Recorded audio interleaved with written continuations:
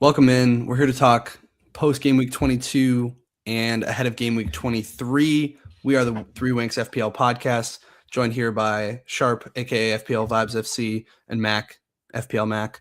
Gentlemen, how are we doing? I mean, fourth week in the fucking cone out of the last five. So we're not doing great.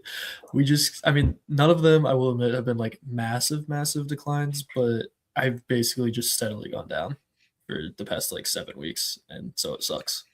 Yeah. It feels bad, especially when you're making a lot of moves to you're like, oh, okay, this week it's going to work. Okay. And they just keep being the wrong move. So I feel that. I know you said that to be like empathetic, but you really just big you smack across the face with that one.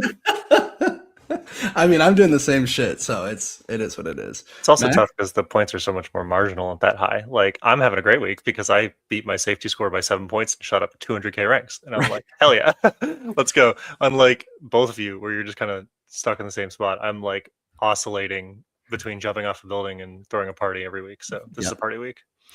Yeah, it shows in the mini. Things have gotten a little bit tighter up between the two of you. I would love to be a part of that party, but I'm still down in the basement. Mac only 27 points off you, Sharp. That's maybe 2 good game weeks, I would think. To outscore somebody by 27, you'd have to do pretty solid. But yeah, things are getting tight. Luckily, I at least know his moves before he does them. So if I need to just have the same team, I'll do whatever I need to do. Ultimate defensive. But what if he rolls a transfer? That would be the ultimate. We're fucked. Along those lines, showing the rank. It's honestly like I'm gonna rant for myself for a second. It is pretty incredible that every week I just know it's gonna come back to 1.2. I was down at like 1 million at one point, and there were still 2 games left, and I was like, this will go to exactly 1.2. Sure enough. It just makes me laugh. But yeah, I'm flatlining. Mac, you're making up some. Yeah, the ground is getting close up there. It's getting close. Yeah, we'll try to create some more distance this week. From Luke, yes, we'll both go down. Exactly. Yeah. Rise together. Sure. Yep. I wouldn't be surprised, man. It is what it is. All right. So by definition, Sharp, talk us through your game week 22, how things went, where our headspace is going into this next week. I mean, unfortunate blanks across the board. Bet against Holland again, and Ekatike blanked again. And I said last week that he was going to. Like, it is what it is. My best striker is Barry, and I don't play him. So that's where I'm at right now with the front three. I was only a Fulham clean sheet away, though, from actually going up in rank. Wilson technically kept it. He just had a yellow because he got subbed off, and then they give up the Leeds goal with like at the 91st minute, 92nd minute. And so that was a true dagger. I mean, 41 isn't anything to write home about, but it would have stagnated me, which would have been nice. Tark and Gabriel are like almost play every week guys just because of DEFCONs and everything. So at least I can feel solid right there for now. But the lack of returns across the board is brutal. And I think one thing we might want to touch on at some point is Saka and his what those minutes look like for someone that expensive. Because when he was returning 4 to 8 every single week, I'm like, yeah, I'll pay that because no one else is being that consistent. And now I'm like, okay, you're not going to start. Madueke is going to come in. You're going to play 50 and he's going to come in. Like, I'm not feeling good about it, even though you think Saka is Saka. Yeah. I mean, I think this is going to sound like such a Spurs thing to say, like Spurs supporter, but like Saka's best goal scoring season is like 5 goals in the league. Like, I feel like he's an assist guy, or should be, rather, and they just still have not figured out their striker position. So who's he giving it to? Boy, that is so true. Fair. I keep thinking of the tweet that I saw forever ago where it was like, Benjamin Sesko is the worst striker I've seen in 30 minutes when I was watching Victor Gyökeres. And I was like, that's so true. Those guys are ass. Sure. I will, like, I know this is you're gonna like want to hit me in the face again, but I will say I genuinely feel for you that twice in the last few weeks you've had the stones to go anti-Holland and have gotten no payback for that. Like, because I haven't had the stones and we've gotten the same outcome from that, and that I genuinely feel for you on that one. Well, and I also feel for you that you've left 70 points on the bench in the last 3 weeks. that part I don't feel for you. You can suck it on that shit. Again, I'm not going to count because I have been counting like my reasonable ones, and those have been really high. I can't count Barry and Dallo against City as people that I really ever even considered or wanted to play. So I'm not as mad this week, but when Saka wasn't on, I was cheering for him to not come on. I can tell you that much because then Barry would have. Yeah. What was the rationale behind Guehi first on the First bench? up, yeah. Luke, you asked. Sorry to interrupt, Luke, but you asked that earlier, and I was like, "Yeah, what are you doing?" What was that thought process? I mean, there's not a thought process. I was in no concern of him playing, so it doesn't matter where I put him. How would that work? It would bypass him, right? Auto sub Yeah. once, like it would. Yeah, okay. It would just sub the sum. Unless one of the defenders didn't play, then it would go to Dallo. Yeah, which would have been pretty chill. Mhm. Well, along those lines, it was pretty brutal. I talked a lot of shit to you about leaving points on your bench, and then holy fuck, my bench would have been just phenomenal this week. And it's I do like have that to you did it in reverse order, though. You made sure those I made stayed sure, down there. dude, no chance am I playing that guy. It was pretty infuriating that first game. Like, not even it actually didn't upset me that much. It just made me laugh. Where I was like, wow, that would happen. So I have Cunha and Dorgu for the last few weeks because Dorgu's playing essentially left wing, and Cunha is the main guy at United. They're looking good. Take a little bit of a chance on that over the last few weeks, and of course they don't return. But the week they're playing City, it would be a Cunha to Dorgu assist to goal. Not only that, but I was obviously on the fence last week about whether or not to sell Cunha. And so I wake up, I see the team sheets, see that he's not in, and I was like, oh, hell yeah, I made the right choice. And then he comes on, cameos, and gets the assist. And it's like, cool, I'll just go fuck myself. So that one hurt. The Garner being on my bench, it is what it is. I knew I was like, he had a 4-point floor, so that's just how it goes. He is like genuinely what you're looking for in terms of a DEFCON mid, I think. I mean, he's an absolute animal from that perspective.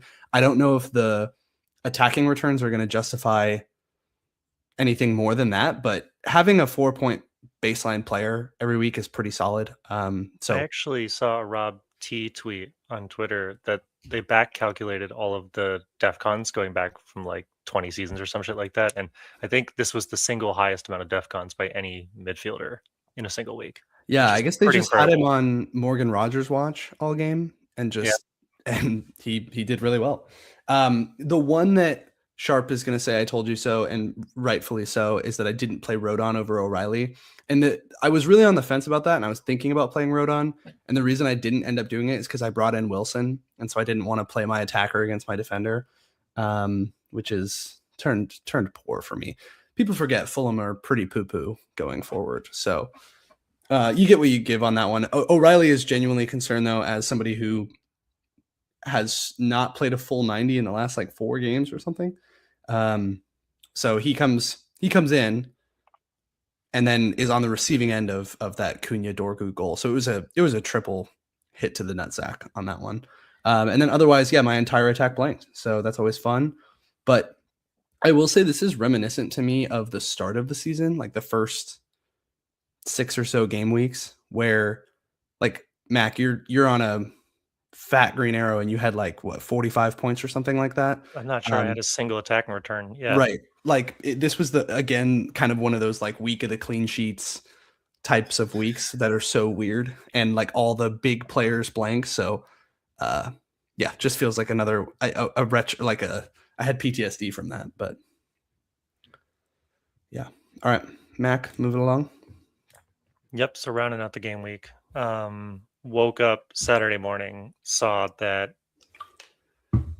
Guehi had made the transfer and was not going to play. So he was originally who I had slotted in for Van de Ven. So I made the snap decision. I was like, Spurs have been bad, but they're playing West Ham. Surely this will be good. Did one transfer for Van de Ven. Turns out the move was to just do nothing and play 10-point Tarkowski because, him and Pickford would have gotten 18 points between the two of them, and that would have put me up in like 55 points. And I imagine that would have been quite a significant rank gain. Yeah. But, oh well. Like everyone else has said, not a single attacking return in sight. I think only 3 players returned, and it was like Enzo, Bruno, and Bumo for attackers that are like relatively highly owned. Everybody else blanked. So just kind of one of those weird weeks And then I just happen to have a pretty solid backline. I feel validated a little bit with going for Pickford. I was kind of nervous about that. But I mean, I was watching that Everton game and he had a monster save. Yeah. And, you know, that's just kind of been Pickford's thing for a couple of years, is just that he gets a lot of saves even when Everton's not cleaning. And so the fact that they did clean was great. And that's freed me up for 2 Arsenal defenders, which has worked pretty well for this week. Then obviously Chow, just 0 or nothing. This week it was 0 or nothing, excuse me, 0 or 100. This week it was 100. Last week with his -1, it was 0. The prior week was 17. So just bench him next week and play him the week after. The secret's out. Right.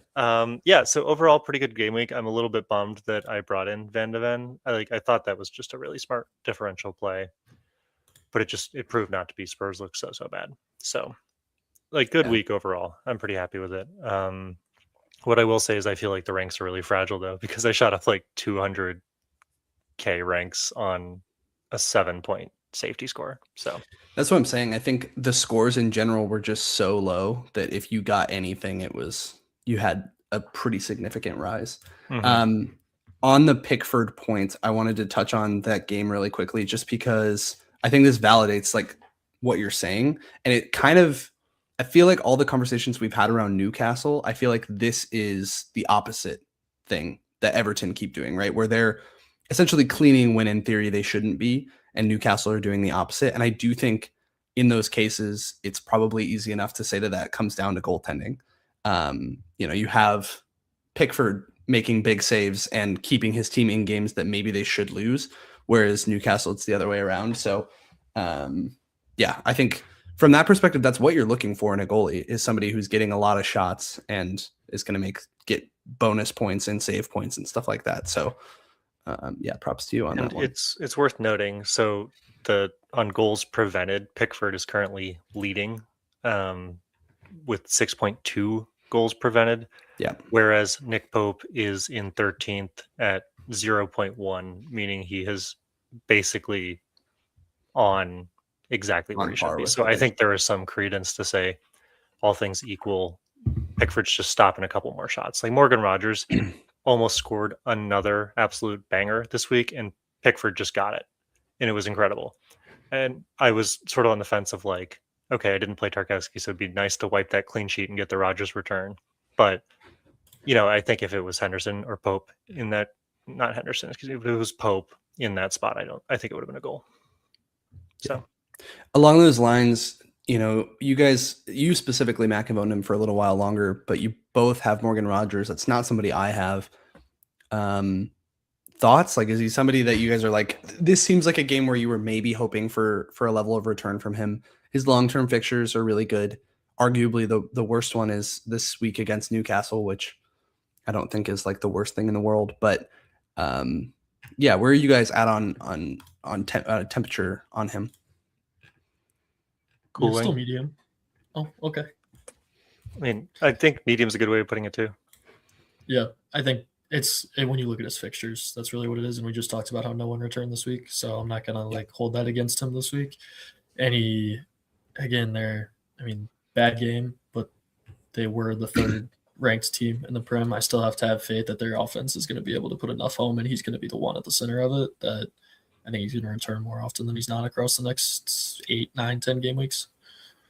Yeah, I think he's dramatically overperforming. And if you look at his last 5 games, he's gone 1-1, 5-3-2. But so those scores don't sound great. But then when you run them up against the teams that he played, it was Chelsea, Arsenal, Forest, Palace, Everton. So Everton, Palace, Arsenal, Chelsea are 4 teams which I would consider relatively solid defensively, and it kind of makes sense that he didn't have monster returns in those weeks. The run for the next 3 isn't great with Newcastle, Brentford, Bournemouth, but then after that, from 26 basically through 36, he has kind of a monster run. So I don't think he's like a priority buy by any means, because Villa have just been massively overperforming their numbers. And I've been saying this for a couple weeks, but like the way that they're scoring is Morgan Rogers goes out and pulls a crazy worldie out of the hat. Like it's just some goal that has no real right to go in and just does. Sure. But if he's doing it consistently, it's not a problem, right?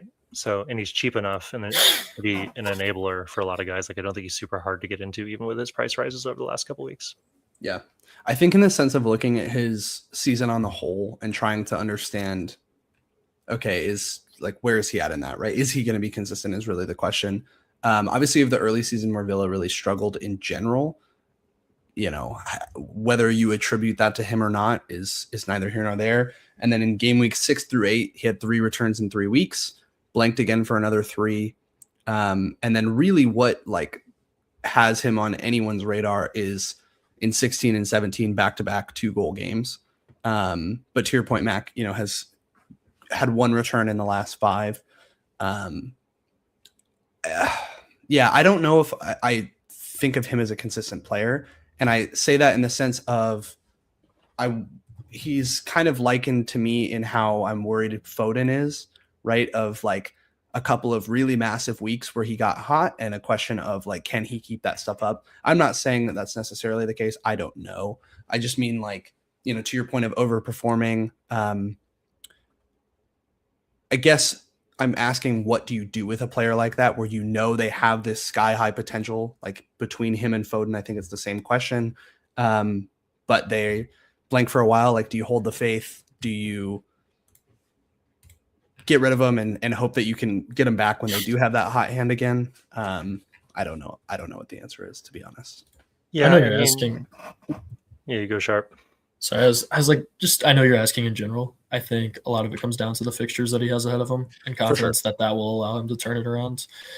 And when we're comparing those two guys, Foden has so many other reasons to not go for him with the amount of attacking threats and people that they currently have at City, that would steer me further away from him than I would be of Rogers, along with a price difference. Like Max said, Rogers is honestly a pretty easy price to get into. So it's more so that I don't see someone else right now that I'm wow, I really want instead of him. Yeah. But if you don't have him, I understand not looking specifically there too. Especially because the next 3 games with Bournemouth, Brentford, and Newcastle are relatively challenging, right? I think that I completely agree. Really it's only Newcastle. I think the other 2 I'd be totally fine honestly with. You're totally right. And what it really comes down to for me is just that Villa are a good team, and we've talked all season about the talisman syndrome. And last year it was kind of Ollie Watkins, and he's been on the end of a couple more goals this year. But for the most part, it really just is Morgan Rogers' team this year. He's playing pretty much every minute of every game. So you're at least guaranteeing the minutes. And he's kind of getting on the end of things when they do happen. So in that regard, if you have to take a punt, I don't mind having him week to week when it's between him or somebody else. It's usually him that wins out for me. Sure. Yeah. I think Ollie Watkins is another one to talk about. In terms of his underlying numbers, he's been doing a lot better as of late, not so much in this game, but in the last 4 or 5 games, he's had over half an XG. So he's been getting a little bit more consistent in that sense, but yet to see if he's going to pop off. I think to both of your points, it's a good idea to be looking at Villa assets in the long term anyway. But the reason I'm asking this about a Rogers is because let's say I get him in next week and then he blanks for Brentford and Bournemouth, or Brentford, Bournemouth, and Brighton. Then it's oh, do I want to sell this player ahead of this run of Leeds, Wolves, United, West Ham, all those fixtures? And I'm not saying there's a right or wrong answer there. I think this is kind of the cycle we get ourselves into in FPL of you get a player when they're hot, they cool off, you sell them, they get hot again, i.e. Thiago or somebody of the like. And I think along the lines of comparing Rogers to Foden, I heard on your point, Sharp, of his minutes might be a little less secure now that they have so many attacking players. But outside of that, they have really good long-term fixtures. He's started 19 of their 22 games. So his minutes should be relatively secure, though who's to say? Anyway, I'm rambling, but food for thought. These are the thoughts that are going through my head with guys like this. It's also worth saying that this big spike in that game is the Morgan Rogers shot, right? Yeah. He had 0.82 XG in this game. He's still kind of doing it, at least from that perspective. And I know we're recapping, Premier League soccer, but I also just saw City lose to God knows who today because of their defense. You know, us Spurs got made fun of for having an easy run to the final last year, and I just saw Bodo Glimt dog walk City. So hold that to anyone who said that. I mean, I think that's the perfect transition. Like, not only did they looked poor in their Champions League game today, they looked poor against United. Holland is blanked in, what is it, the last 5? Is that right? I don't know. I bring it up every week, but it's something like that. No, it is the last 5. And it's too bad there's like not really a viable captain alternative. He hasn't really returned since game week 17. So yeah, he scored 1 goal in his last 5. That's what it is. 21 against Brighton. That's it. Yeah. So you have him blanking. It brings up on the Foden topic, it brings up the point of like, okay, do we even want City assets on the whole? And I think this is a really tricky question to me, because obviously they're having a bad moment, but they're still a top side, like in the world of, okay, do I want to go get a Jared Bowen, for example, on basically a player on a worse team? That doesn't seem like that's the smartest move to me. But at the same time, you know, as somebody like me who has triple City, you're like, how do I assess this? Are they getting worse, or are they just in like a little bit of a bad moment? They're going to turn it around. Obviously, none of us are going to sell Holland, but maybe it's time to start going against him captaincy wise. I think you can make arguments to sell any other player. Where are you guys at temperature wise on City? I think it has been kind of clear where I'm at through my team. Like, I did have Foden. I did have, now Ruben got injured, so there's that. But the only person I've kept is Holland, and I just so happened to pick up another City asset because of Gahey, because I just had him. Right. But I would say you don't need anyone outside of Holland, and I personally wouldn't suggest really going for anyone outside of Holland until they get a defense back in shape and have people back there. Because until then, I think it's just going to continue. Number one, I don't want to hold any of the defenders is really the biggest thing. And then after that, it's the amount of attacking options they have up front. Who's going to be getting that ball consistently? Even before they just added more star power, it was still split, right? Like, it could still be Cherky 1 week, or it could be Foden next. Yeah. That's just more uncertainty. I agree. Yeah. I think that with City, they're not playing like a City team of a couple years ago did, which was all about controlling the ball and working it around, and then just having Kevin De Bruyne send in some lock pick pass and one of 15 guys could finish it. Like, it's very direct this season. It's all about having your wingers run in and beat the man and pass to Holland and score, or just score themselves, or Holland runs in and scores, and like a through ball. Yeah. And it's a very individually reliant system.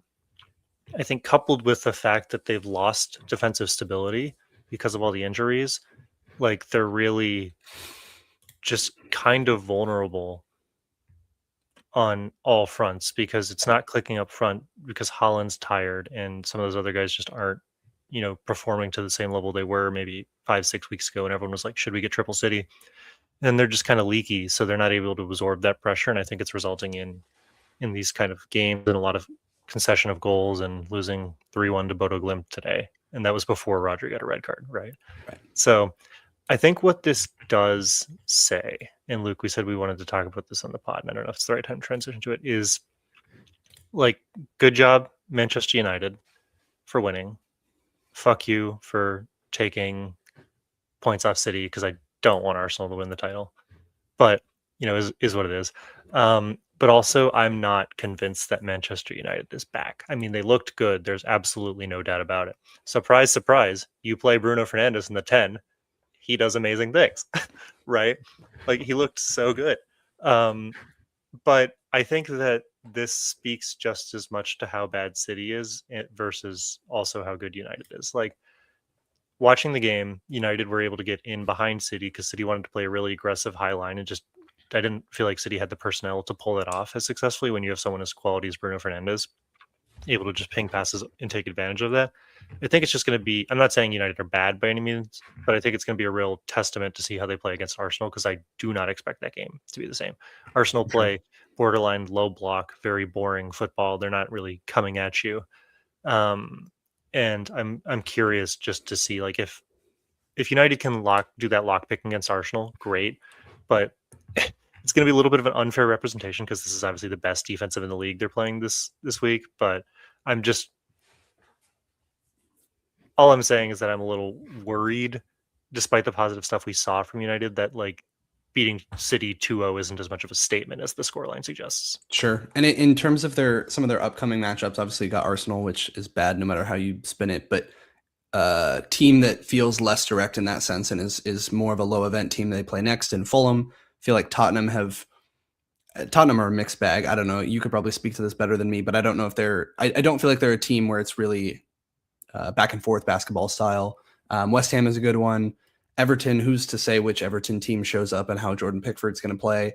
And then they go into Palace, Newcastle, Villa, which could be better for sure. So yeah, I think that's a good question of like, obviously you and I, especially as we're considering potentially wild carding in 24, how essential are those Man United mids? Bruno, I think it feels like must-have. I think he's like a very much so a priority, which obviously for you and I, Foden opens the door for in a week, assuming we can hold him. But if you wanted to get both Bruno and Mbumo, that's where it starts to be like, all right, that'd be really difficult to do with just free transfers. So yeah, I think that's a good point. Like maybe these fixtures going forward, in terms of on the ticker, just looking at them at face value, they look pretty good, but maybe these aren't suited super well to United. And we've also seen, who knows, under a new manager, but they've been this, like, you don't really know what you can expect from them on a week-to-week basis. So it could be that Fulham really stifles them and then they do really well against West Ham and blank against Everton or something. Like, it may just be hard to predict, but I think Bruno is essential regardless. Yeah, so I did just like kind of shit on them, but I brought some graphics this week. It's my turn to drive. What this is the Manchester United team passing map, just kind of from the game. And what I find really interesting about that is if you look at this, there's a lot of passes through Bruno Fernandes, right? It seems like this is both attacking and defensive passes. It's that Bruno Fernandes had the most progressive passes of the team with 18. Casemiro had the next most with 11, and that makes sense. He's kind of like facilitating out of the back. Turns out that playing Kobe Mainoo as an attacking player and not a wingback is a good idea, right? But then Bruno Fernandes also had 35 passes and he had 50 passes attempted. So he's leading every pass metric. It seems very clear that Carrick said to these guys that Bruno is our guy, play through him at all costs. Keep in mind, this is both an attacking and defensive pass map. Switching graphics. This is the attacking map. It is quite clear that borderline every single attack went through Bruno Fernandes, and that has been my main issue with him this season. So I think that this lends itself to Bruno is the guy we kind of expected him to be, and turns out not playing him in like a CDM role in a 5-back is probably a good idea when you have that kind of firepower. And it gives me a lot of upside, and I think that he's someone I would strongly consider moving for, wildcard or not wildcard, especially when you're freeing up funds from probably like guys like Foden, if you're offloading City assets, or if you're not that convinced on like a Saka. It seems like an easy 1-to-1 because almost everything's going through him. Yeah.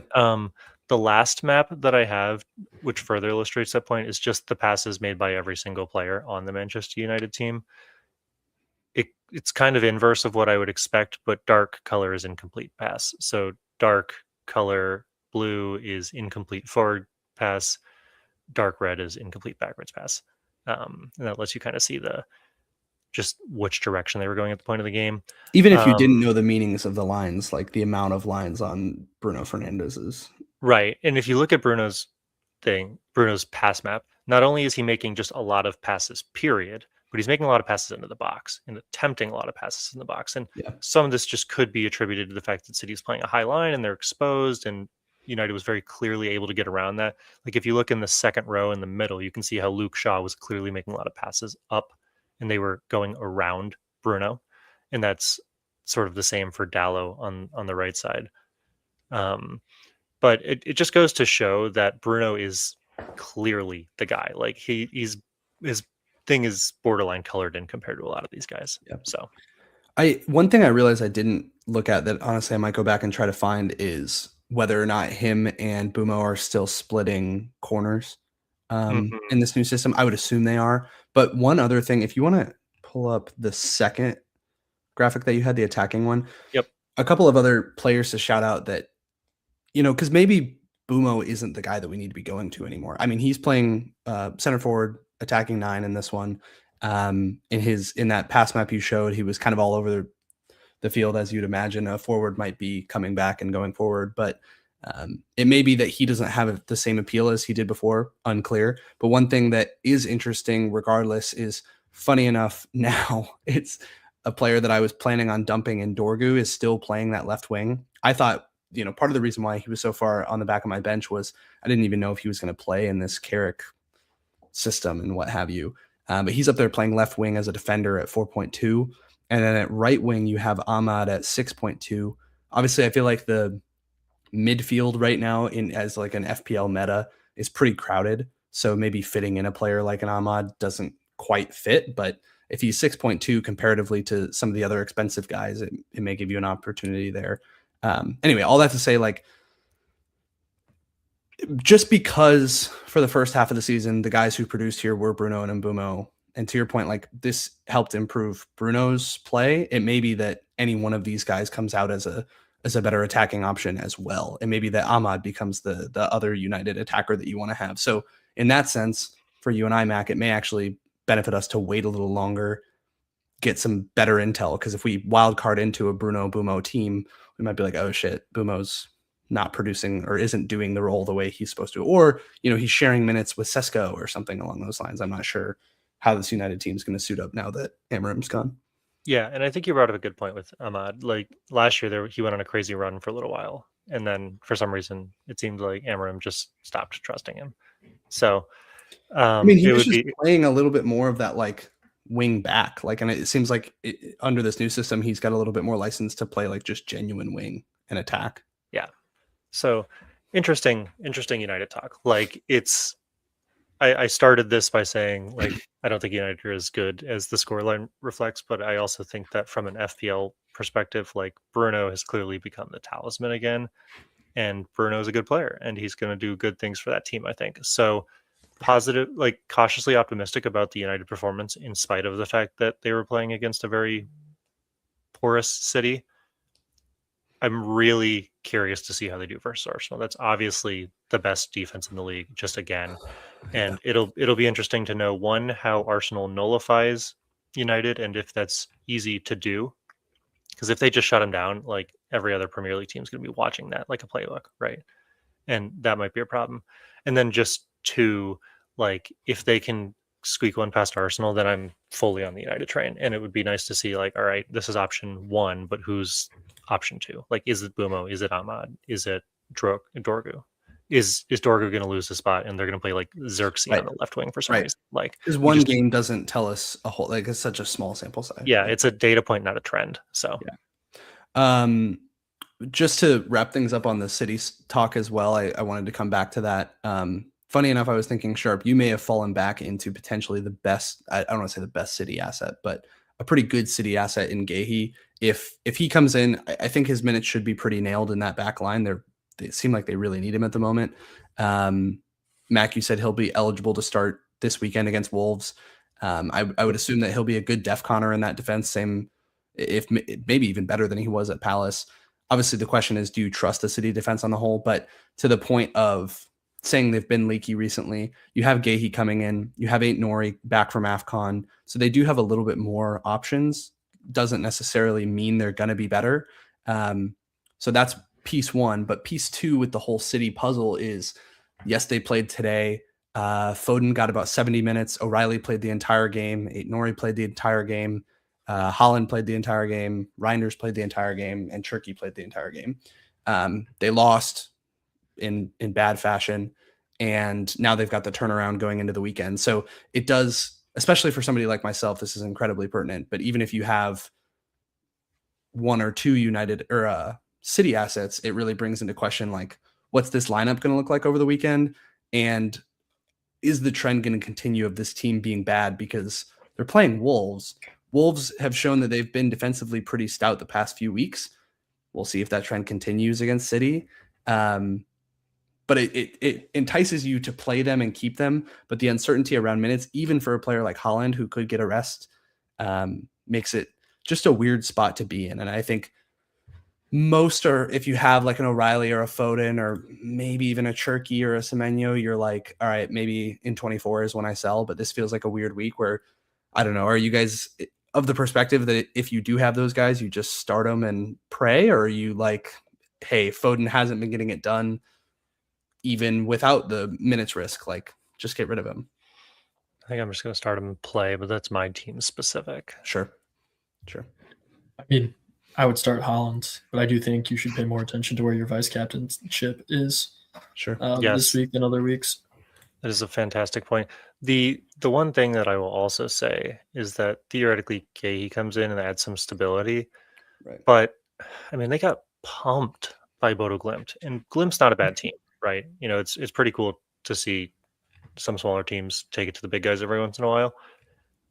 But I would still say that having watched both of them, Wolves are a better team than Glimt.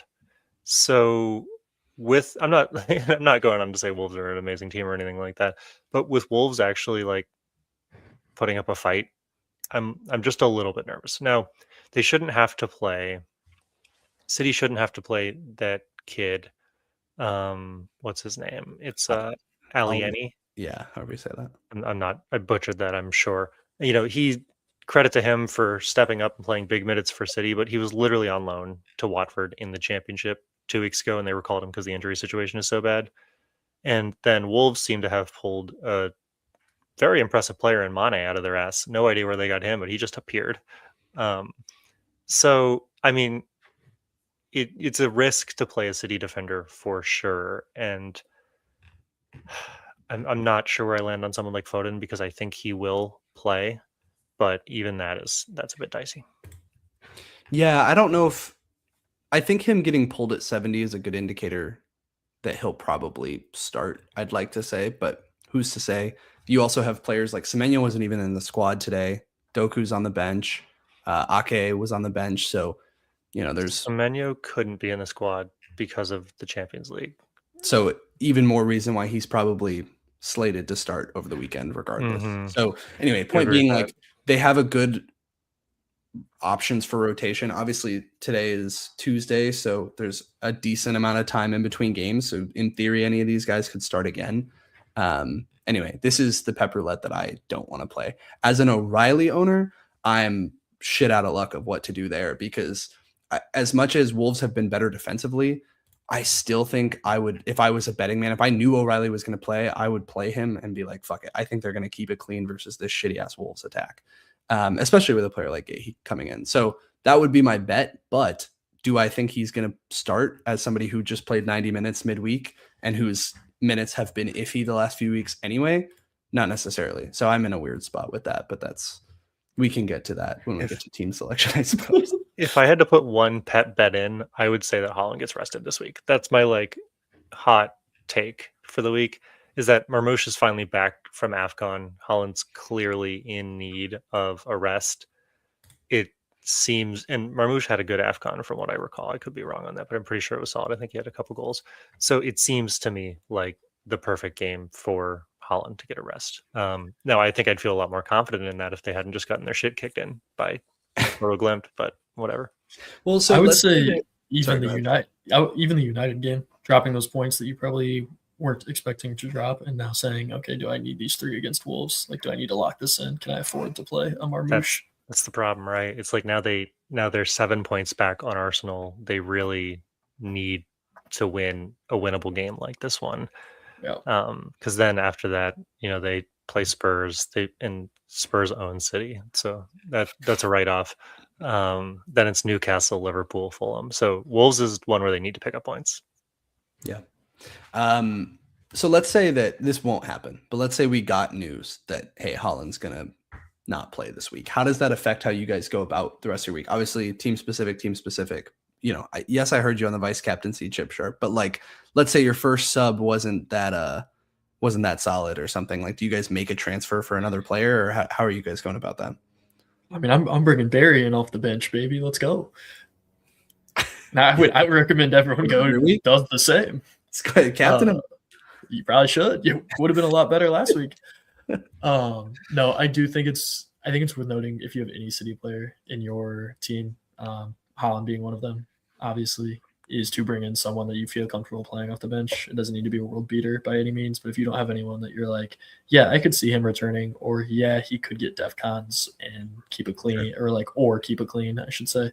I would go get someone, and someone that would set you up for success long term. Obviously, don't just do it for 1 week unless you are going to be wildcarding in 2 weeks. But I think you need that coverage. What if I just transfer Holland out for a week, wildcard, and bring him back in? Dude, honestly, if you're set on wildcard 24, you should. That's the crazy thing. Like, again, that would be if we knew he was gonna not play, but that is actually like what you should do. To get who? Unless you have multiple free. What are you gonna do with that money? You're gonna get Great point. You're gonna get 15 mil back, which, by the way, would give me 17 mil in the bank. That would be insane. And then stupid. We'd have Holland, and then who you pick it up, like DCL, like Bowen. Yeah, seriously. I suppose who to Aston Villa? Oh, Newcastle. Yeah, no, there's nobody. Mateta's leaving, so that's like you could get Ekatike just because they're playing Bournemouth, and maybe. So okay, this is totally off topic, but I am just curious, where is your guys' head at for Palace assets? You brought up Mateta, like, because Guehi just left. They're a thin squad. The manager just had an all-time hissy fit. Yeah. Like, it seems to me like he was asking to get fired or something like that. Correct. They haven't won in the last lot of games. Like, it's been rough, and potentially Mateta's leaving too. Now, positives, they're getting Sarr back from AFCON. And they have great fixtures. That's the annoying part. They have great fixtures, but like, that's a thin squad that is just getting thinner. Yeah. I mean, I certainly wouldn't be investing in defense. I think if I had their defenders, I'd probably be selling them too. Obviously, Mateta, like, if a guy's going to leave, like, you can't trust that. I think the interesting part of it, though, is like, Glasner could get sacked any day now, and that wouldn't surprise me. But let's say, so either way, when you get to this run, Burnley, Wolves, United, Tottenham, it may lend an opportunity for a player like a Sarr or a player like Pino or Brennan Johnson to take on more of a role. I think the couple times this season that we've seen a team lose their talisman, so I'm thinking of like Bournemouth losing Semenyo, I'm thinking of United losing Bruno and Bumo, and like, you've gotten burned by going for the player that stays because it's not like they've done all that much in their absence. I think ultimately it's a net negative. That being said, it still could be an opportunity to go for one of those guys. Like, if there's goals to be had, maybe it's one of them. But as of now, yeah, I'm not taking any punts there. It's just worth monitoring. I think you bring up a good point that the fixtures are amazing, but Cunha really just scarred this man, though, because you're not talking about to go like second Bournemouth guy. Like, you didn't do that. Don't give me that. You're just talking about Cunha not returning for you. Well, no, but I'm just saying, like, I don't know. I was having that thought when I was watching the Bournemouth game yesterday. I was like, oh, this team's bad without Semenyo. Like, it doesn't, because I think oftentimes people are like, ooh, okay, their talisman's gone. Who's going to be on pens now? Or another good example is even like Enzo earlier in the year. You lose Palmer. Everybody goes and buys Enzo. He was fine. He didn't do all that much. Yeah, he was on pens, but anyway, I think that's an interesting thing of like, when you lose a player, does it bring more opportunity or does it just make the team shittier? And I think I lean towards the latter. I think when Palace is losing as many as they are, it certainly makes them a lot worse. Yeah. It will be interesting to see how Brennan Johnson plays. I would say that's the only thing that would pique my interest out of that. I feel like we pulled one over on the Palace, like, scouting agency or whoever is in charge of that, because Tottenham's chief complaint against Brendan Johnson, God, I lost the ability to speak. Brendan Johnson is that Brentford Johnstone. Yeah, Brentford Johnstone. He scores goals, but he's kind of useless off the ball. And I was scrolling through my timeline today, and I saw this random Palace person tweet like, "Oh my God, Brendan Johnson is useless. He can't control the ball. He can't run with it." And I'm like, it took 2 games for them to come to the same conclusions that we've been feeling for a little while. No, I have a lot of respect for him because he won us the Europa League. But in that talisman conversations, I think there are instances where teams lose their talisman and someone steps up, but I don't know who that would be for Palace. Like, Pino, I think has not been that great. And Brennan Johnson has been okay. Maybe it's just betting into a new team where he's being underutilized, but I'm not entirely convinced like they have somebody who's primed to step up. Yeah, Pinot Grigio might be poop. Who knows? I will say captaincy. We're talking Holland. What are we thinking? What are we thinking? Would you like if he's going to play, or is he an auto captain against Wolves? I think you kind of have to put it on him against Wolves because I don't think he's going to be a guy that comes on for 30. You gotta hope. That would really hurt, but I don't think he would be. So I think you're safe to put it on him, and then just have faith in your vice pick. So who's your vice then? Probably Ekatike right now. I was going to say it. I'm not honestly though. Little Tarkowski against Leeds. Whoa, that would be a. Well, okay. So I was also just about to say, is it time for Gabriel captain again? I just don't like it against United with how solid they were. I like Tarkowski against Leeds a little more than that. Do we have? He didn't even hit DEFCONs this weekend, did he? And he put up 8. Where did the 8 come from? Hang on. That's a good question. My bench. I don't think he hit DEFCONs. So maybe No, he it was did. bonus. It was a DEFCON clean and 2 for playing. Huh. Yeah, he had 11 DEFCONs. He got it. Which I didn't think he was going to get because he had like 3 in the first half. Yeah, maybe that's why. Maybe I started counting my eggs before they'd hatched. Yeah. I brought up the teams to target projected goals graphic that you provided, Luke, just because I think it'll help us figure out this captaincy nonsense a little bit. Like if we look at the teams who are projected to score, like Arsenal, but who are you captaining from Arsenal? Rice, Saka? Probably not. Liverpool, it's probably Ekatike, or honestly maybe Verts if you have him, because he's been on like kind of a tear. But I just don't think a lot of people have him. Newcastle, it could be Bruno G, but Villa's a tough game. And Chelsea. Hey, Tottenham play Burnley. Yeah, I mean Tottenham play Burnley, but I'd argue that these days it's more like Burnley play Tottenham than Tottenham play Burnley, right? So I don't know. I will say Spurs had a pretty great performance today against Dortmund. Like they actually looked good, but then on the flip side, Dortmund got a red card 20 minutes in. So I was actually paying attention to that game and it looked solid. Well, hey, what was the game that we watched of Spurs a few weeks ago where the other team got a red card and then they still lost? Am I tripping? Or maybe I'm remembering that the wrong way. Maybe it was Spurs who got. I'm having like a Kill Bill like lights flashing like siren in my head, like where it goes wah wah wah. Like I'm getting triggered as you guys speak. No, wasn't that happened to United, didn't it? Was it? I think it might have been Spurs United. That sounds right to me as well. I'm trying to remember what the game was, but I think maybe Spurs were the one with the red card. Anyway, I can't remember. Point being, good for them. Yeah, I hear you on the captaincy. Sharp, you got to go Barry versus Leeds. It's easy money, dude. I'm kicking it around. Don't get me wrong. I mean, let's look at where's Villa at on here. They're just right above there, 129, and I could easily put Barry in for Rogers right there. Bang. Not on the captaincy discussion, but I do think we should talk about Chelsea. I think maybe these projected goals. One thing that we've seen throughout the years, like markets aren't quick to catch up on trends, and Palace look pretty ass. So I honestly think Chelsea could do pretty well. I wanted to touch on them really briefly as well as we talk about whether they're, obviously knowing that they have such good fixtures for a while, whether any of their assets are buys. Do you feel like this game gave you guys any more clarity about which players to go for? Obviously, Palmer takes the pen. They beat Brentford 2-0. Thank God, Thiago. This is the first week in a while that haven't had to say Thiago scored and made us all want to cry. But yeah, do you guys have any interest in these players? And if so, where? I'm unfortunately looking at JP. I'm seriously considering bringing JP back in. And just because for what I sent you guys, I mean, yes, there's a big jump between Thiago and then getting down to Bowen and JP and DCL in terms of points on the season. But João Pedro's still the 4th highest scorer, only 1 point behind Bowen with 92.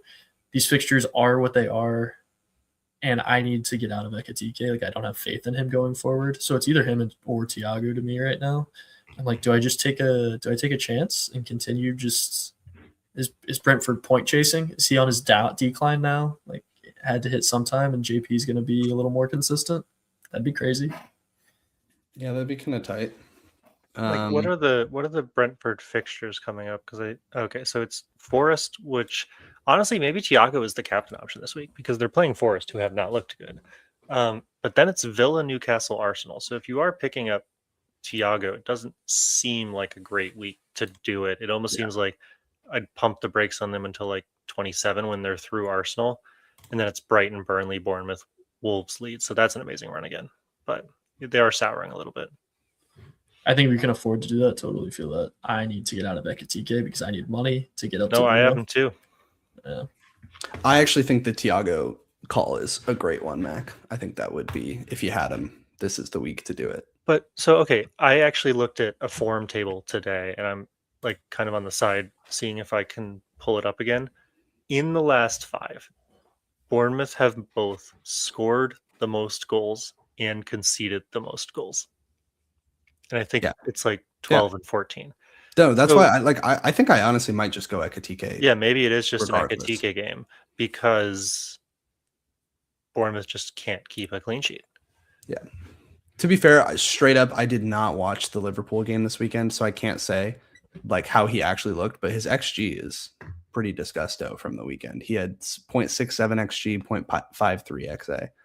So very unlucky, Sharp. Sorry to say. I mean, it's whatever. So I hate watching that team so much. I took us off the rails a little bit, but how are we feeling about Chelsea? Yeah, so I wanted to hear your perspective on that, Mac, because I know you're relatively passionate that they didn't look good under Rosenior. And I think that's like the big question to me is how does each individual player look then? I personally feel like Palmer, I still just don't know if I can trust the minutes, not at least not enough to go there like really soon. He takes the pen, which good for him, I suppose. But really the players that I'm interested in are players like, yes, João Pedro, players like Enzo. Potentially, maybe we've been overlooking some of these wings like Garnacho or Neto, and then defensively with Chalobah or the like, whoever you want in that group, I suppose, but probably Chalobah. Yeah. My problem is with Palmer is just that he has been injured, and therefore I'm not entirely sure what that's going to look like from a consistency standpoint. Like I want to go there, but Palmer had some pretty good XG when you look at this game just purely based on numbers. But I'll probably actually just share my screen real quickly rather than putting a screenshot. This is the Opta Match Center. As soon as I get it up, thank you for the assist. Look at the amount of shots that Brentford had as compared to the amount of shots that Chelsea had. Not only that, but so this is the Garnacho. This was a miss, and it's pretty close to the goal. But beyond that, João Pedro scores this 0.08 XG goal. Right. And then they had 6 total shots, one of which is a pen. Yeah. And that's what the previous chart we were looking at showed as well, right? Like Brentford had a bunch of different little bumps of XG, and Chelsea was like 3 big opportunities that kind of drove everything. Yeah, and you could say like maybe there's an argument to be like, all right, well, it's better to have a couple good chances than it is to have a lot of low quality ones, right? Yeah. This is the Chelsea passing network. They're almost entirely in their half. So I don't know if Rosenior is trying to like play the possession game and then make runs. Like these types of graphics don't do a good job at showing the runs made. But it just makes me a little bit nervous that like they're going a lot through their right defensive mid and like less through Palmer than I'd like. And it seems like there is a good amount of action through the left mid. So maybe then Garnacho's one of the guys to look at, and we are overlooking it. But this graphic just isn't as compelling. Yeah. To me, it's like the United one we were. It's like the United one where it was all through like one guy clearly, and this is the attacking map. Like these dots are barely connected. It really seems like from both my eye test and this pass map that they're kind of just getting the ball around the halfway line and then running it up the field. And that does not scream to me sustainability, right? This is the individual passing map from Chelsea players. You can see that, well, there was a lot of good passes. A lot of the passes were from the defenders, actually. Like Cole Palmer has Robert Sanchez is just cleaning up. Robert Sanchez is just clearing them long, right? Like he's clearly been told to just boot the ball. Chalaba's got a good amount of passes out from the back. Reece James has got a good amount of passes. So if Robert Sanchez is getting, it seems like he's either distributing to one of the back line or just booting it. Fairly standard goalie tactics there. I know that's brilliant insight. But then like the further up the pitch you go, like there's far less involvement, which is almost the opposite of the United guys. Pedro Neto fairly involved, but it looks like he's just kind of spamming crosses in from the right side. Yeah. Cole Palmer's making a lot of sideways and backwards passes. Garnacho is doing similar things, barring a couple crosses across the box, and then João Pedro's barely involved. So I'm not saying that Chelsea are a bad team, but I don't see the vision yet, despite them winning 2-0. I felt like watching this game, Brentford could have won this game by like 5. And another player we were considering, just to zoom in, is Enzo Fernandez, who like a lot of people I think are going to be moving to because he's a cheap enabler and probably the guy outside of Palmer. He's not making a lot of passes directly in the box, so I'm not sure what his route to points are going to be right now because it looks like he's playing further back and they're trying to do more of a build-up style. So I said a lot of words.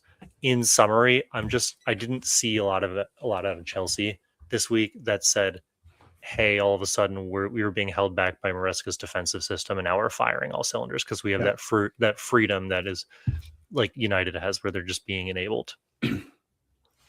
Well, and I think fixtures breed form, right? Mm-hmm. So, but what that tells me is, famous last words, but it's probably not the week to go get a Chelsea asset. Let's get more data points. Let's look at this again next week after they play Palace and have a better understanding of, all right, where are the points actually going to come from? Because I would love to say that everything you just said says, okay, there isn't a specific attacker who shouts out at me, so maybe we should go defense. But they didn't. It's not like they were stout. Yes, they kept the clean against Brentford, but it wasn't like they were stout. They led a lot of big chances in, and Sanchez probably had a pretty solid game. Mm-hmm. So yeah, it just makes me say, okay, we can get at least one more data point. But I do think once you go into West Ham, Wolves, Leeds, and Burnley in 4 in a row, 1, if not 2 of them should definitely be coming in. As of now, if I had the gun to my head, I would just go Enzo. But maybe the answer is Chalobah. I'm not sure. Well, and I said a lot on why you shouldn't get Chelsea, but keep in mind we're overanalyzing one game, right? Because we just have such little information about how they're going to play. It's highly possible that it just hasn't clicked yet. It's highly possible that against Brentford specifically, it's against Brentford, who's been pretty on fire relatively. Like they're actually looking at getting a Europe spot, which is amazing. Chelsea has a Champions League game tomorrow, so we'll get to see them against Paphos. And Paphos are not very good, at least in Champions League this year, but it should give us more of a feel for how they're planning on setting up. And then that should also give us a feel for how they're planning on taking on teams that they theoretically should dominate, right? So there's a lot more data to be gained. I think the other thing I will say, though, is if you look at a lot of the highly owned players this week, it's kind of a midweek from a fixture standpoint. So the Chelsea upside is there if you can do it. Like it might just be the week to take a punt on the Chelsea player, even lacking confidence, because at least it's a good game. Yeah. And to Luke's point, we may have been overanalyzing it, and Enzo scored or returned in 3 of the last 4. And I know it's a new manager system, but he just seems so consistent and still very much a part of that passing attack, whether it's further back or not, that I think he is a defensive upside with keeping that extra clean sheet possible. I don't know, DEFCONs could get thrown in there occasionally, but then you have the attacking returns that can be there. So for a 6.5 guy, yeah, I mean, that's pretty solid. There's a world where I make a transfer for him this week. So yeah, I'm not saying that I'm out. I'm just saying that I was not as impressed as I expected to be for Chelsea is my overall conclusion. Yeah, fully understand that. Yeah, the most informed guys right now in the midfield is actually just kind of funny because I was just looking at Chelsea in general and seeing where they're at. But you have Schade up there for Brentford. Then you have crazy. I know, and then it's Wirtz, which I also think is crazy. And then you got Bruno G's random tap-ins, and then you got cheap Garner and Brendan Aronson, and it's just a crazy top group. Like I don't think a lot of people would have that combo of players. So do we remember how earlier in the season, like very beginning of the season, it was all about the defense, and then people started scoring again, and we're like, hell yeah, goals are back in the menu. Based Yeah. on no data, it kind of feels to me like goals are back off the menu. Like it's That's defense definitely again. how it feels, and I think this is very reminiscent of early in the year, but I don't know if that's a trend. I wonder if it's just more of a like happenstance. I think part of For it's sure. that Holland is cooled off. I don't know. I think Akatike has been unlucky to get some more returns. Foden's cool. Like, yeah, maybe you're right though. I guess as I'm walking through this, I'm like, yeah, like that guy's cooled off. That guy's cooled off. That guy's cooled off. So yeah, maybe that is true, but. Because if I just sort midfielders real quickly by total points rather than form, like it's still Rice, but I think everyone would say he's kind of cooled off. Semenyo's cooled off by nature of switching Arsenal are teams, just so that's not unreliable. really fair. Bruno G is up there both in the form table and the total points table. Bruno Fernandes has been injured. Then it's like Wilson, Rogers, Foden, Saka. But like a lot of the guys I'm listing feel like they've kind of cooled off. So maybe it's just not that goals are down. Maybe it's just that the guys have switched, as is typical of a season. But well, and we've got a lot of the AFCON guys coming back, so that's probably going to add some spice to it as well. Put some more attack in theory. Yeah, this puts us in an interesting spot. I think we've talked about everything that I want to talk about, but I think I want to get into transfer plans. okay. Sharp, do you want to kick us off? Sure. Mine should be probably the easiest or most straightforward conversation. Yep, cool. So honestly, have a team that I can very easily start this week. Like there's not a ton or really a single game where I'm like, ooh, I'm really scared about that one. Bruno G and Morgan Rogers having to play each other is like the only thing that I could foresee being a problem, but it's still not like it's defense on offense. So kind of is what it is there. I feel very confident in the Leeds game, a game against Leeds, and Arsenal is still Arsenal. Saka is on my radar right now to get rid of and free up some cash going forward, but it's not going to be this week. And then I still have, if Gahey does play, he's right there. Barry, I still honestly feel confident against Leeds. So I have two guys off the bench here that I could play too. The captaincy chip will move over to Holland. I know it's on Ekatike right now, and the vice captain will be on Ekatike. So unfortunately, I think I'm talking myself into a role, but the real reason that I'm thinking about that is I need to get money into next week, so I could get Ekatike out. It's just that Bournemouth, like we've talked about, is so up and down that he might actually have some shit open up for him, which would be really nice to see. But I would go to a Thiago or a JP and be set there and then be able to take whoever I really wanted to. Probably would be Bruno G at that point, up to Bruno Fernandes. But if I hold Ekatike this week, I might just be taking Saka down next week and free up cash that way too. I don't know. It would give me, I guess, a little more option to think about going forward. But it's all really trying to get to Bruno or whatever mid I want next week. So a long way of saying I'm probably going to roll, to be honest with you. So you don't have Barry in right now. I know. That's when Holland gets subbed out. Also, Gahey, like, are you set on that one? Like keeping him? Like no, I keeping mean him not there. playing him this week. I don't know. I mean, who do you want to? I could take Rogers out. I think would be my first guy I would take out, and then Or I don't Robin. think you can do that. I like my Fulham boys.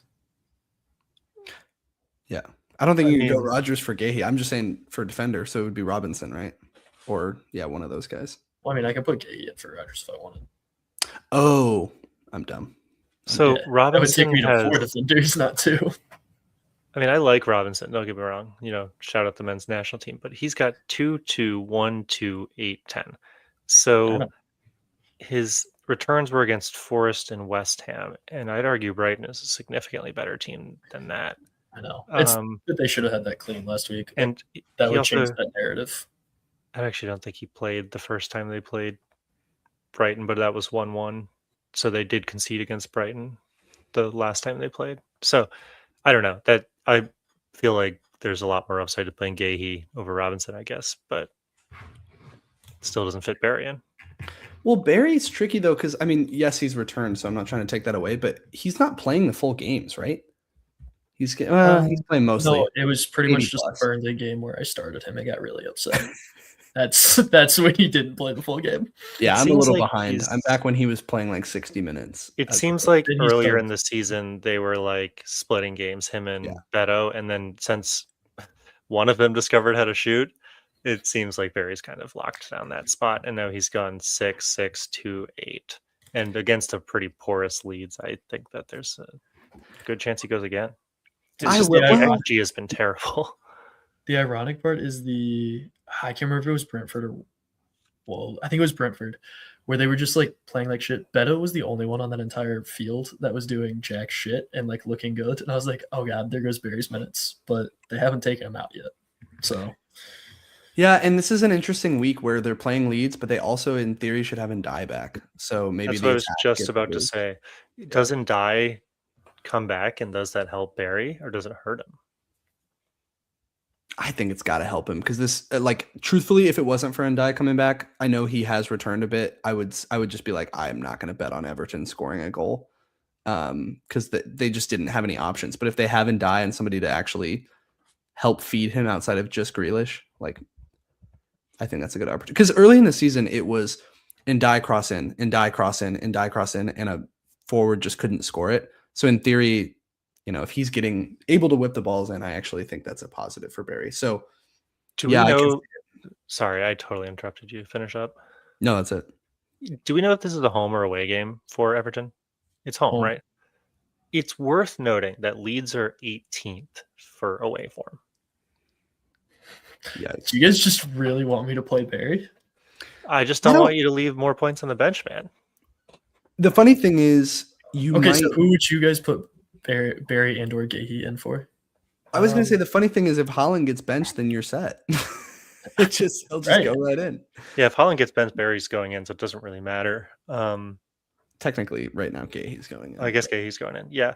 I mean, I think that the only real question is like, how much do you trust one of those Arsenal guys against United, or how much do you trust one of those Newcastle Villa guys who are playing against each other? Yeah, So that just question your entire midfield, actually.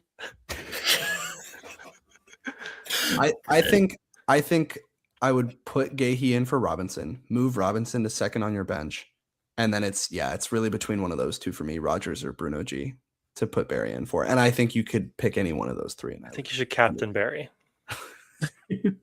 I'm actually going to captain Ekatike, by the way, for sure. Yeah, no shot. You are. I am. It's on him right now. It's going to happen. I just don't believe you. Yeah, I don't think that's gonna hold. We'll see in 3 days. I like all those opinions. Do we really think he's gonna play like a full game? Yeah, Yes, that's I really do. I think they You need do? him. I think because they've dropped points so significantly in the last two, like you said it earlier, they need these points, and they might play Holland. Like Holland might just need to play because of the point chasing, but I also think that they just really need to play someone for either Kushlanov or Aliin, because those guys just aren't doing it. I'm going to be hitting refresh on that Pep press conference so hard, even though it's going to tell me nothing. But Are we Not going to gonna learn before the deadline? When do City play? oh, like a leak? No, I mean, even when they have played early, I haven't seen a leak all season for them. But in your case, Sharp, he actually may say something meaningful about Gahey. Well, hope someone lets me know. Okay, I can. Luke, we've approached this wrong. We know that he doesn't listen to us, so we got to say, "Don't play Barry. Don't play Barry. Whatever you do, No. don't play him." Oh, did you put him in? We've made some changes. See, the fact that you're a Muppet with technology is ridiculous because we can't see this live. Like, who did you sub him for? Oh, all right, uncalled for. I thought you could see it on my little screen here. Yes, in I that just- little 1x1 window. I feel like my grandmother is on this podcast half the time. I put Gahey in for Robinson and then put Barry in for Newcastle or for Rogers. Jesus. Watch us influence him to have like 17 points on the bench again. Yeah, no, this is 100% what's going to happen. This is why I Yeah. couldn't make a decision. Well, now you're in that mode of like, probably in the back of your mind, you're like, I'm going to leave points on the bench. Like, that's just like sitting there regardless. Yeah, it's expected at this point. Okay, I'll go next. I also am thinking of a role, but I definitely could be convinced otherwise. I think even if I do roll, I have so many decisions in here in terms of benching that I'm nervous about, mainly around O'Reilly and Foden and whether they play, and Holland, I suppose.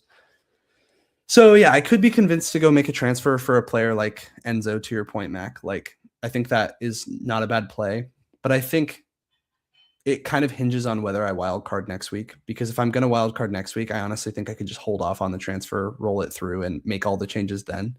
Because part of the trade-off with a wildcard 24 is you're going to need a shit ton of transfers to be able to get through all those blanks and doubles at the end of the year. So I'd want to be rolling as much as humanly possible after wildcarding that team.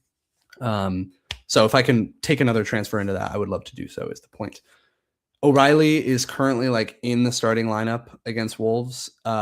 He played the full game again today, so I am not optimistic about him starting and or playing significant minutes. So in previous weeks, he's done that and has screwed me over by playing like 17 minutes and conceding 16 goals. So I could just play Rodon versus Everton. And that's okay. But I mean, we're just sitting here talking about how Barry could haul. And so it's like, it never feels good to play a Leeds defender. Last week, I got burned by not playing him because they kept it clean against Fulham, but that feels like the exception to the rule. So I could make a transfer at defense. Like I could do a Chalobah.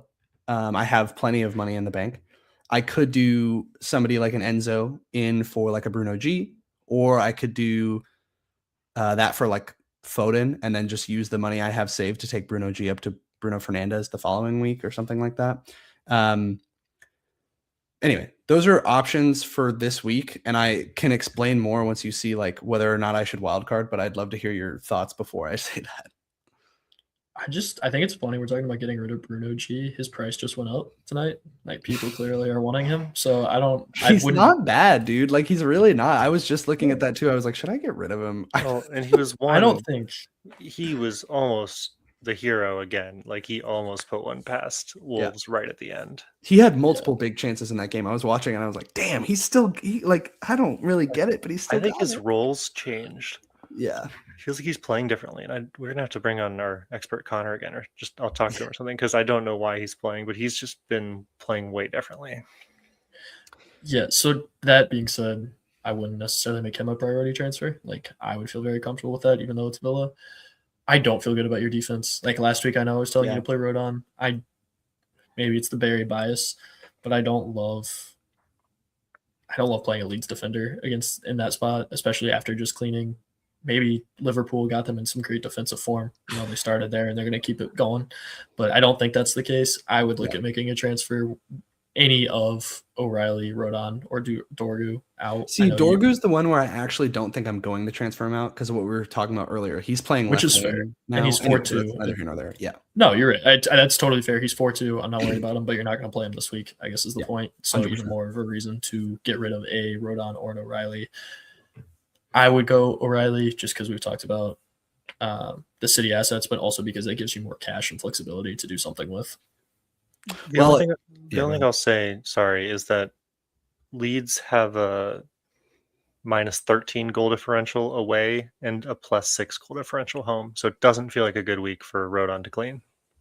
For sure. I think so. Let's talk really briefly. I'll wrap it back around because, okay, sure, I make an O'Reilly transfer, but it's a question of to who, and a lot of that, whether I make that transfer and who to, depends on whether or not I wildcard. So I really briefly want to touch on that. So here is my latest wildcard draft. Could feel free to pick it apart. That's not really where I'm bothered, but it's more so to say like, here's what I could do in 24. It's not insanely different. It's really not. But the reason why I've been going back and forth on whether or not I'm going to do this, I'm probably at about 50-50 right now. And part of the reason for that is, so obviously here you have two United mids, have Watkins in for Ekatike. That could be somebody else. You have double Chelsea and Chalobah and Enzo. Switch around your triple Arsenal. But other than that, like, it's not crazy different. The only reason why I'm like enticed to do this is that when I look at, okay, if I wasn't going to wild card and I plan ahead to 24, this is that. Thank God. I was like, is this the same picture?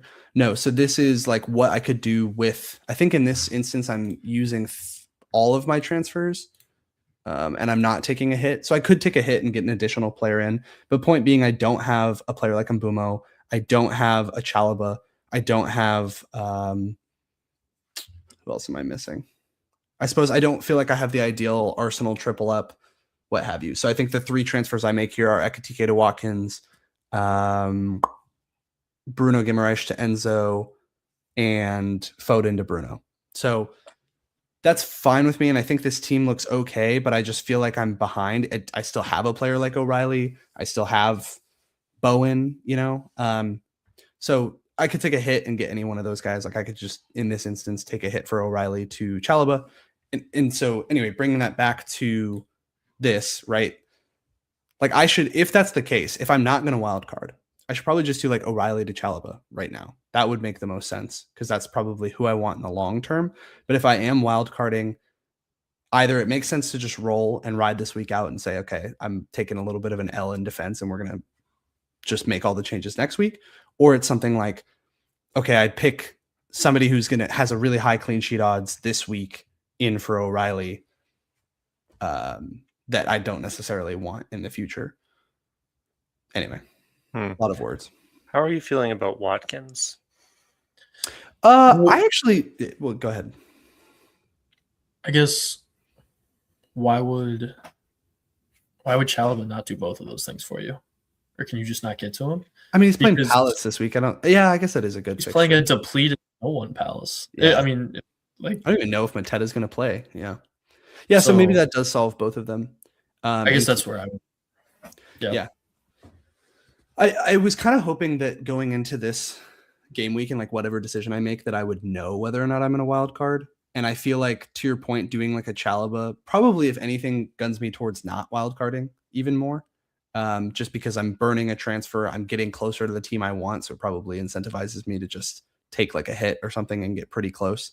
I think really the main difference between those two is like how much do I want like an Mbumo? Because I think from here, this is without wild carding, it's difficult to get to somebody like that. It would be like a multi-move, like long-term look, which maybe is fine. Like maybe that's totally fine. I think to Mac's point, he asked the right question. Do you think Watkins is a must transfer in that time frame? You have theoretically invested 3 strikers. So no, I think it was that I needed money to get, or I guess not because I got Watkins. I was gonna say, I guess not. I think it was more just like, okay, I need to get rid of Ekitike. Like, I don't really want him anymore long term was probably where my headspace was at on that. But I hear your point. Yeah, I get that. But I think maybe that's where Mac was going to. Correct me if I'm wrong. But you could save that transfer, not wild card, and use it on someone else rather than Ekitike. Or use on Ekitike to go down further and then flip in one of those guys for a small hit. Like, I don't think that's a big deal. I like that. Yeah. Okay. So maybe I'm not wild carding. Oh, it's so much less exciting. I want a wild card. I mean, I say you do it. Like, go for it. Take more hits. But like, so I'm in for it in terms of the like fuck it mentality. Like I'm very there on that part of it. But I just, if I'm going to do something like get a Chalobah in right now, then I'm like so close that I'm just like, it seems like an inopportune time to use it then. And like looking ahead at some of the blanks and doubles, I will need it. Or it would be nice to have it, I suppose.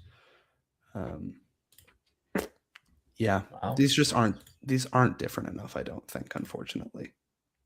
And like even keeping some of these guys maybe is good differentials. Like the fact that even in this one, I have Dorgu in both of them, I feel like is a funny, like, damn, I really should just keep that dude.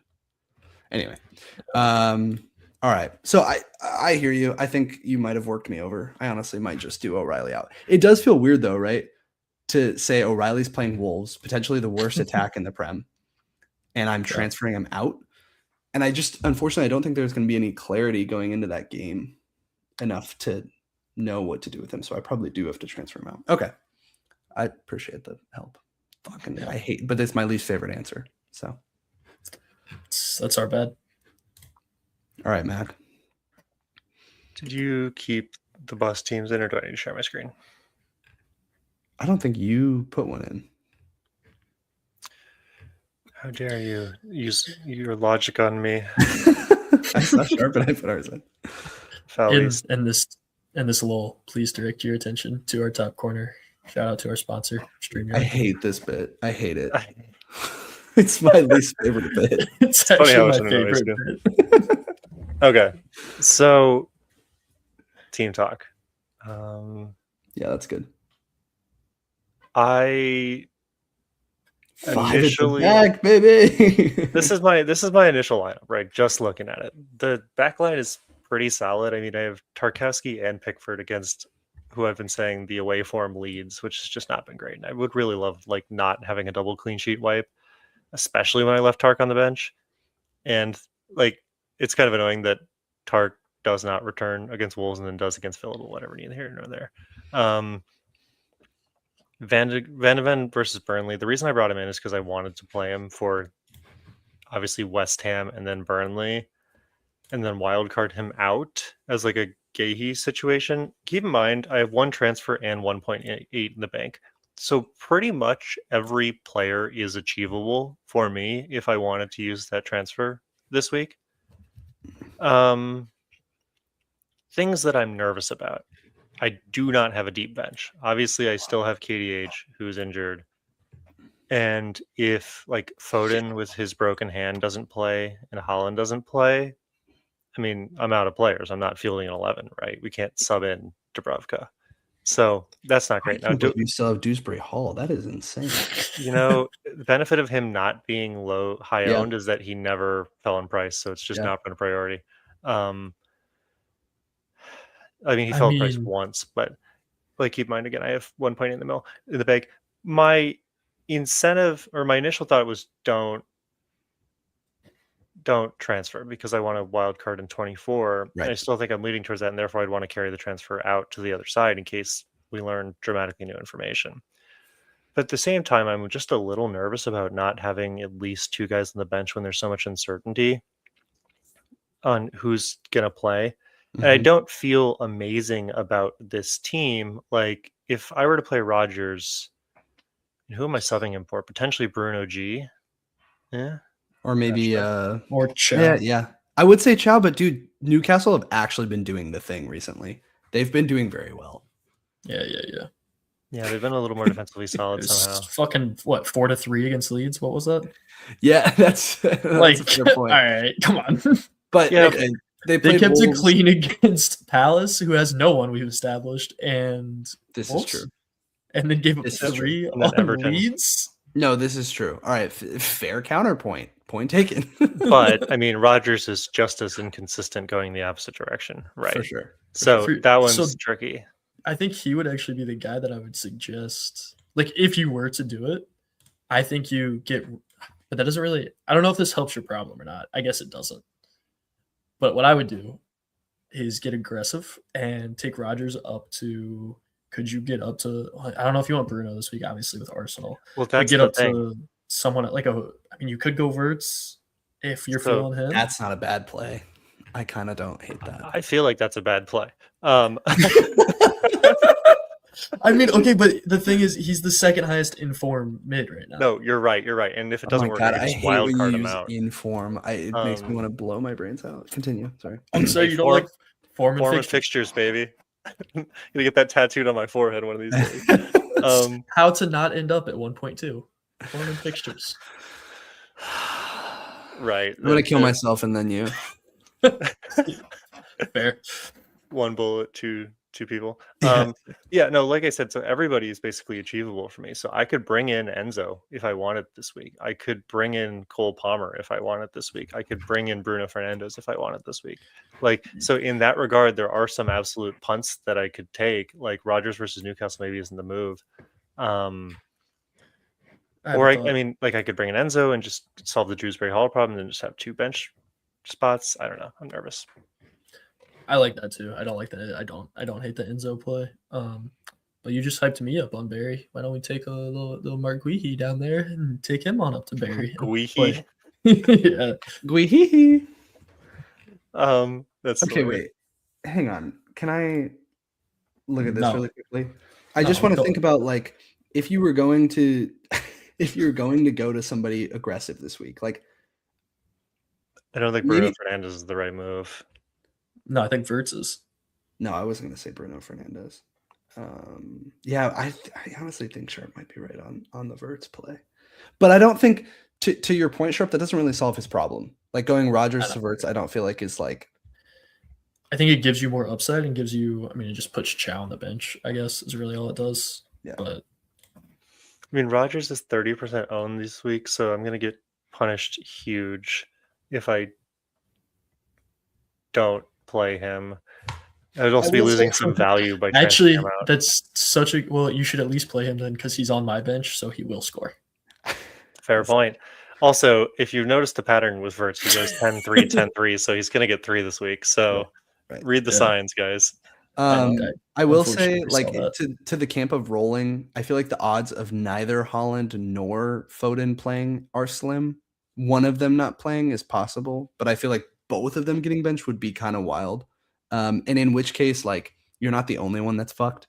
Like, that'd be a lot of people. So obviously, that's not a good reason to not do something. But yeah, I'm not that nervous about that. I think what I'm trying to decide is, like, is there a better way for me to make an aggressive play this week? Right. Into a wild card. Even get Barry. Sorry. You already have 3 fucking Everton players. Oh, yeah. Oh, true. I mean, I wasn't probably going to play him anyways. Like, right, that's uncalled for. Oh, you know what could be a play? What about Ndai from Dewsbury Hall? If we're that confident, but that doesn't seem as good as like an Enzo. Yeah. I don't know, versus Leeds. I mean, you're right. I mean, look at this guy. He's blanked in 6 games. Fucking loser. No, I mean, I was thinking the Ndai praises earlier, but I just felt like he was relatively inconsistent. Like, he did haul a couple times, but it wasn't like he was putting up monster numbers. And I just it's like, true. As much as I talked but down, neither is Enzo. Is the funny thing. Like he puts up monster underlying numbers, but doesn't actually put up like good FPL numbers. I know, but at least these fixtures are amazing. That's the problem with Chelsea. Like the fixtures, but you don't care if you're wildcarding. You actually don't care. It's about the fixture this week. That's it. No, you're right. It's a fair point, and so that's why I've gone in a circle because simultaneously everybody is achievable for me this week because I have 1.8 mil in the bank, and I just have nothing to do with it. I'm like, what am I gonna do? The only guy I'd have to move on right now is if I wanted to go for Bruno for Rogers, I'd have to do that probably tonight. In case his price rises again, or I'll just track the price this week. So but that's like such an aggressive move because I can still just get him versus Foden or like, Enzo for Dewsbury Hall. I don't have Wilson. He's another guy I was potentially looking at, but their fixtures are also only okay. So again, what are you doing looking at fixtures? Like, are you 100% set on wildcarding? Because in which case, like, actually, what are you doing looking at fixtures? Well, the thing is, I'm not 100% set on wildcarding. So the reason I need to be smart with this transfer is because next week, if I find out that Chelsea stinks and Manchester United can't play against a team that plays a low block, which, newsflash, that's 75% of the league this year, then I have to abort the mission for wildcard. I want to at least make sure I'm not backing myself into a corner, kind of like I did with this Van de Ven one, where he's loading up to play City, United, Newcastle, Arsenal in the next 4. So Tottenham aren't getting relegated yet, but they certainly might be looking like they're getting relegated coming out of 30. Okay, so in that sense, then I do think the play, something that similar to what Sharp, the advice he gave me is like do something that would be fine in both camps, which is either Dewsbury Hall up to Enzo or Dewsbury Hall genuinely up to Ndai. Honestly, look at that, because even in the long term, it would be Leeds, Brighton, Fulham, Bournemouth, United in the next 5. So like they do have really solid fixtures, but I think even if like what you say and we're like, oh, Chelsea fucking suck, Enzo is cheap enough that I think even if you're like Chelsea aren't looking very good when they play West Ham, Wolves, Leeds, and Burnley, like you'd still probably want him just for coverage, if nothing else. So yeah, I would go one of those 2 guys for sure. It's interesting that Garner has passed Enzo in total points from midfielders, isn't it? Dude, that's what I'm saying. Enzo is like an absolute monster in underlines, but this is why I didn't end up going with him last week. Not to say that I won't in the future, because I will almost positively have him in my team in the near future. But the reason I ended up going Wilson over him is because I was like, he's an XG merchant. Like that's his thing. Is he is Mr. I'm going to generate 2 XA and not return. Funny enough, of course. I agree. Well, and then I pulled back up this map, and if you look at his last game, he's playing very in the central midfield. So one of the reasons I don't necessarily want to bring him in is just because I'm nervous about, is he gonna play enough? Now, obviously he gets an assist, so it completely invalidates this data. But like, if you just again look at the individual passing network, like he's making a lot of passes out to the side, kind of distributing it out to a winger. And I'm just not sure he's the Chelsea guy to go get in the midfield. Like maybe it's Garnacho, maybe it's Neto, maybe it's João Pedro.